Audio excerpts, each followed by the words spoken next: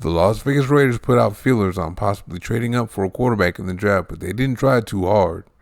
From what I gathered, it was going to be Jaden Daniels or see if Aidan O'Connell can handle it in year 2 for head coach Antonio Pierce. For me, it was Michael Penix for stay with O'Connell, but now that neither of them are coming, I'm all the way behind O'Connell unless someone comes in and outshines him. So I guess I agree with Pierce now, but a good portion of Raider Nation doesn't.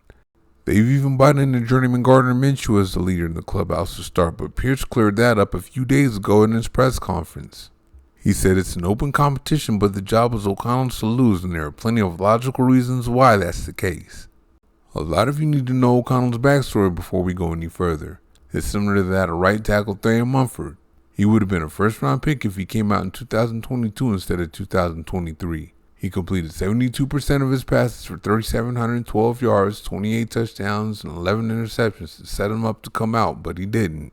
He couldn't move on until he fulfilled his dream and promise of leading Purdue to a Big Ten championship game.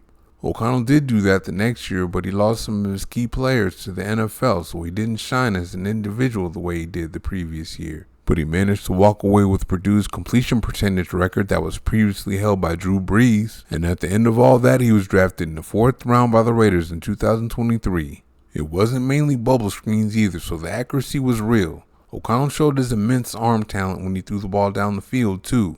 He also processed information quickly, often making it to the other side of the field with his progressions. That reminded then GM Dave Ziegler of Tom Brady, so he took him. When he got to Las Vegas, O'Connell was poised and nothing was too big for him. He outplayed all the quarterbacks that were drafted in the first round in the preseason. He outplayed the quarterbacks on his team too, but in then head coach Josh McDaniels' mind, O'Connell was going to redshirt. But after Garoppolo got off to a horrible start and injured, fans as well as guys in the organization wanted to see what the kid can do, and McDaniels set him up to fail, just so he can say he isn't ready. He was the third stringer that was thrown in there to start at the last minute. Starters get all the reps in practice. Backups get a few and third stringers get none, so they didn't prepare O'Connell at all. He did pretty well for a guy that was thrown in there with no preparation though. He completed 62% of his passes for 238 yards, no touchdowns, and an interception in a 24-17 loss. Then a few weeks later against the Chicago Bears, O'Connell gets thrown in there again, this time after backup Brian Hoyer started and looked horrible. In limited time, O'Connell completed 77% of his passes for 75 yards, a touchdown, and an interception. What McDaniels did to O'Connell would have destroyed a lot of young quarterbacks' confidence, but not O'Connell. When McDaniels got fired and Pierce took over, he saw O'Connell has that dog in him, so he gave him the opportunity to start while actually being prepared to start. He didn't ask too much of him. Pierce's game plan was mainly to win the game on defense and for the offense to come out with whatever else was necessary. And like most young quarterbacks, O'Connell was inconsistent, but he flashed. He went 5-4 under Pierce with a completion percentage of 62% while throwing for 2,218 yards, 12 touchdowns, and 7 interceptions.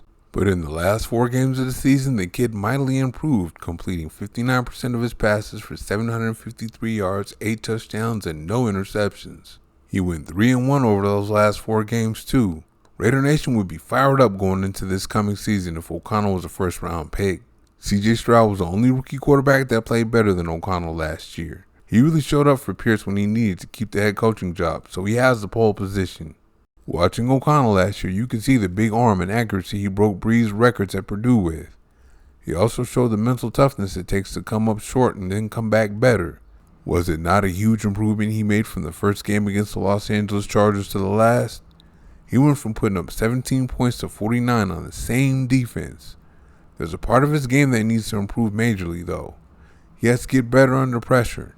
The Raiders did improve his offensive line this offseason, but he still has to play better under pressure because he'll be under pressure at times no matter what, especially given all the pass rushers that play in the AFC West. He has a couple of things to correct here, but he's already improved one of them. Especially in the beginning, O'Connell held on to the ball too long. That's why he was sacked 7 times in his first game. The other thing he needs to correct is he's way too stationary. O'Connell's passer rating under pressure was 63.8 in 2023 because of those 2 things. The good news is he's been working hard on them all offseason. You guys that are trying to start this Minshew mania because you love his swagger, his mustache, and his mullet, you guys need to stop. Minshew mania has amounted to a 15-22 record in 5 years. Now if he beats O'Connell out, I'll support him. I'm okay with it. Give it to the best player, but don't give it to him yet. especially when we saw all the encouraging things O'Connell showed us last year under difficult circumstances. Don't underscore that, because Coach Pierce certainly didn't. It got him the head coaching job he now has. And that's why O'Connell is and should be in pole position to start at quarterback for the Raiders this year. Thank you for watching. See you next time.